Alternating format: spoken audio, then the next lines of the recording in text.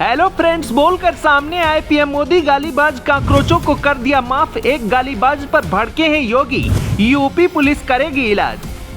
मुझे तो गालियां दी गई, मेरी स्वर्गीय माता को भी गालियां दी गई। मैं उन्हें माफ करना चाहता हूं। पीएम मोदी ने दिखाया बड़ा दिल, लेकिन सीएम योगी से नहीं हो रहा बर्दाश्त। ऐसी गालीबाज लड़की का बुलडोजर से होगा हिसाब। योगी और मोदी में यही अंतर है, मोदी माफ करना जानते हैं और योगी इंसाफ करना जानते हैं।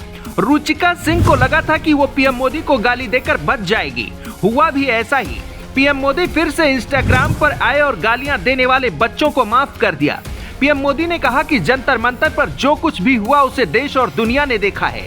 कुछ शरारती बच्चों ने भद्दी भद्दी गालियां बोली, किसी भी सभ्य समाज को शोभा न दे, ऐसे शब्दों का प्रयोग किया गया। मेरे साथ मेरी स्वर्गीय माँ को भी गालियां दी गई। पीएम मोदी ने इसे बचपना बताते हुए माफ कर दिया, मगर देश की बेटियों को ऐसे गाली देता देखकर पीएम मोदी भी सदमे में हैं। मोदी भले ही माफ कर दें, लेकिन योगी छोड़ने वाले नहीं हैं। पीएम मोदी का 13वीं मनाने वाली का हिसाब हो रहा है। मकान मालिक ने खुद ही उसे घर से बाहर का रास्ता दिखा दिया है और इस गालीबाज रुचिका सिंह का इलाज अब खुद सीएम योगी और उनकी पुलिस करेगी। जोश जोश में रुचिका सिंह होश खो बैठी थी। इसे अंदाजा नहीं था कि वीडियो वायरल होगा तो इसका अंजाम क्या होगा। जैसे ही इस तिलचट्टी रुचिका सिंह का वीडियो वायरल हुआ, वैसे ही तमाम लोगों ने उसके खिलाफ थाने में शिकायत दर्ज करवा दी। गाजियाबाद के इंदिरापुरम की रहने वाली स्मृति गौतम ने गौतम बुद्ध नगर कमिश्नरेट के एक्सप्रेसवे थाने में 0 FIR दर्ज कराई है।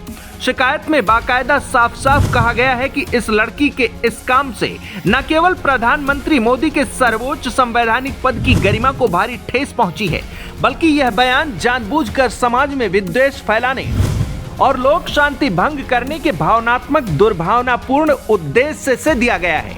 रुचिका सिंह भी नोएडा के सेक्टर 168 की रहने वाली बताई जा रही है। पुलिस ने 29 जुलाई को उसके खिलाफ मुकदमा दर्ज कर लिया है।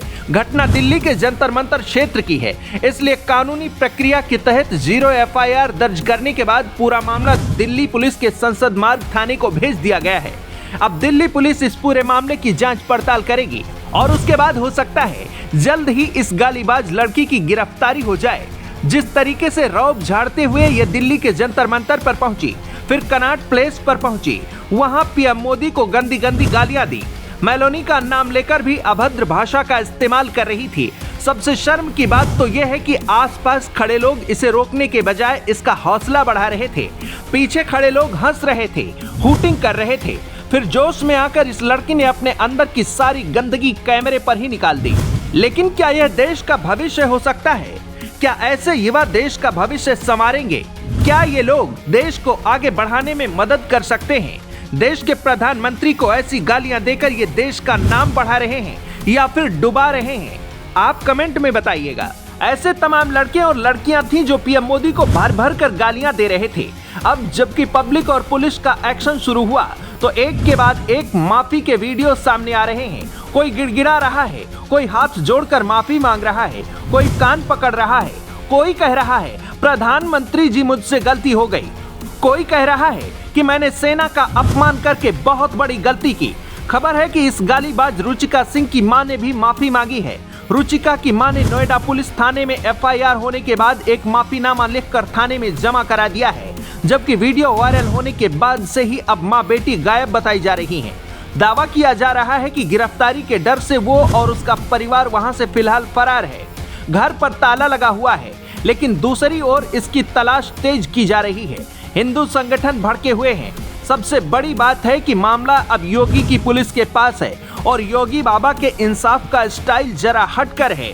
मजे मजे में गालियां तो दे दी, जोश जोश में होश भी खो बैठी, लेकिन अब इसका अंजाम क्या होगा शायद इसने सपने में भी नहीं सोचा रहा होगा। कॉकरोच पार्टी इसे बचाने की कोशिश कर रही है, लेकिन योगी के कहर से बचना अब मुश्किल लगता है। और अगर बाबा का बुलडोजर निकला तो हिसाब भी बहुत तगड़ा होगा। कुछ लोग इसके खिलाफ हो रहे एक्शन को गलत बता रहे हैं, लेकिन आप क्या सोचते हैं? कमेंट में बताइए।